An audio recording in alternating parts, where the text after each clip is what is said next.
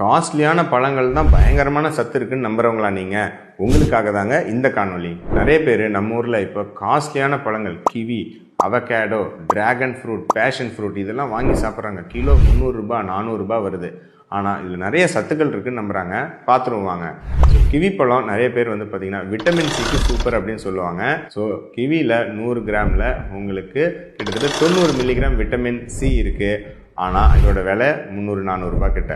ஆனால் அதே அளவு நம்ம சாதாரண கொய்யாக்கால 100 கிராமில் 220 மில்லிகிராம் விட்டமின் சி இருக்குது. கிலோ ஒரு 50 ரூபாய் 60 ரூபாயில் சூப்பராக நம்ம நாட்டு கொய்யால விட்டமின் சி கிடைச்சிடும். அடுத்தது டிராகன் ஃப்ரூட்டில் பயங்கரமான நீர்ச்சத்து இருக்குன்னு சொல்கிறாங்க.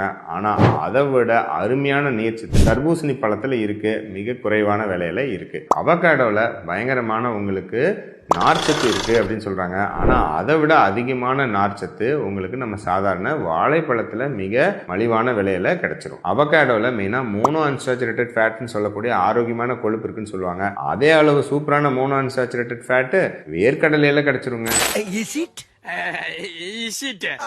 பேஷன் ஃப்ரூட்ல 100 கிராம்ல 1200 யூனிட் வைட்டமின் ஏ சத்து இருக்கு. சூப்பர் தானே அப்படின்னு நீங்க நினைக்கலாம். ஆனா அதே அளவு கிட்டத்தட்ட 1000 யூனிட் வைட்டமின் ஏ நம்ம சாதாரண பப்பாளி பழத்துல சூப்பரா இருக்கு. காஸ்ட்லியான பழம் சாப்பிட்டாதான் பயங்கரமான ஆரோக்கியம் அப்படின்னு நம்புறவங்களுக்கு இந்த காணொலியை கட்டாயம் ஃபார்வர்ட் பண்ணுங்க.